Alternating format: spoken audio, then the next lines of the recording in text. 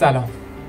دیگه همه میدونیم دیگه الان 2 روز تقریبا، امروز روز سومه که کل خبرها شده خبر جنگ. خبر جنگ حماس و حماس یا حماس نمیدونم، حماس و اسرائیل.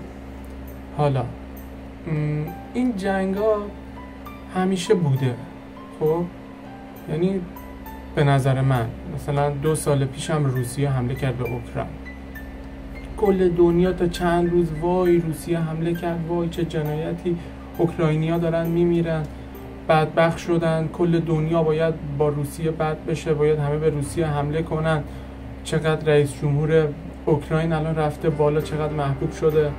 حالا محبوبیت اون کاری نداریم، واقعا حالا محبوب شده که چون داره مبارزه میکنه، داره مقاومت میکنه، ولی خب اونم جاش امنه به نظرم نسبت به مردمی که هزاران نفر اوکراینی مردن، کلی سربازای روسی مردن. الان حماس هم حمله کرده به اسرائیل، از اون ور اسرائیل هم حمله کرده به حماس. همینه دیگه، ملت دارن میمیرن.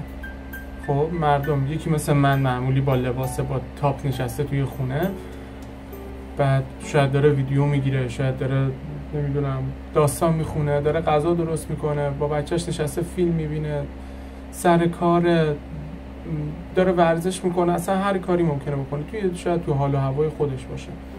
جفت چیزشون، جفت مردم، هم مردم فلسطین هم مردم اسرائیل. شاید خیلی هاشون احساس میکنم که خیلی هاشون، شاید نه، با همدیگه دشمنی ندارن مردم. یعنی مردم فلسطین شاید اونقدر از اسرائیلی ها عصبانی و ناراحت نیستن، مردم اسرائیل هم از فلسطینی ها ناراحت نیستن، ولی اون سیاستمدارا، اون بزرگاشون با همدیگه دشمنی دارن. بعد میان یه سری افراد مثل سربازا رو شستشوی مغزی میکنن، اینا رو میفرستن جلو. حالا یا شستشوی مغزیه، یا به خاطر اعتقادات، یا به خاطر پول، میتونه اینم باشه. حالا من فکر میکنم دلیلش خیلی کم باشه، ولی اونم هست. بیشتر به خاطر سربازا، به خاطر اعتقاداتشون میرن، ولی سیاستمدارا احساس میکنم به خاطر قدرت میرن. چون این جنگا نه تنها پولی براشون نداره، اگه بخوایم از نظر مالی بگیم، نه تنها پولی نداره، بلکه خب یه پولی هم از دست میدن دیگه، چون موشک و بمب و نمیدونم اسلحه و تفنگ و این چیزا همه کلی هزینه داره، انقدر هزینه داره که بعد هزینه یه شخص نیست، البته این هزینه پول اون مردم اون کشوره، پولی که باید واسه رفاه یک کشور هزینه بشه، میاد صرف مسائل نظامی و جنگی و این چیزا میشه. بعد اون هزینه های نظامی میاد یه جای دیگه خرج میشه توی کشور دیگه که اون سیاستمدار قدرت بگیره. به نظر من در نتیجه اون سیاستمدار اومده از پول مردم خودش گرفته، واسه خودش تجهیزات نظامی خریده که قدرت بده به خودش. سیاستمدار آخرم خیلی کم پیش میاد که سیاستمدار توی جنگ کشته بشه یا اتفاقی براش بیفته. نهایتا سیاستمدار توسط مردم خودش محاکمه میشه. در آخر اون مردمی که ازشون پول گرفته و رفته تجهیزات نظامی خریده که به جاهای دیگه حمله کنه، توسط اون مردم خودش محاکمه و مجازات میشه. خیلی کم پیش میاد که، شاید هم پیش اومده باشه ولی دیگه خفن ترینش هیتلره به نظرم که خودش رو محاکمه کرد. خب یا مثلا صدام هم که بود، آخر توسط مردم خودش محاکمه شد. درست آمریکا هم اومد ولی مردم خودش دیگه به اینجاشون رسیده بود. حالا همه کشورها هم همینه.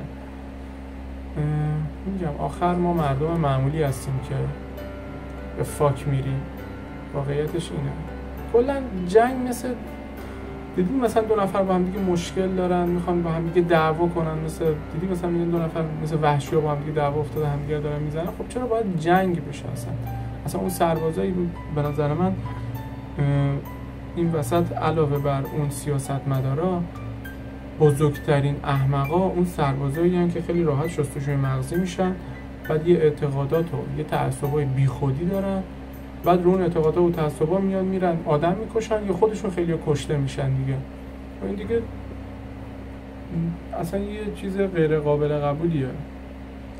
به نظر من خیلی مسخره است. بعضی موقع فکر میکنم کسی که اینقدر ساده، اینقدر تعصب بیخودی داره، اینقدر اسکله، اینو حقشه بره کشته شه.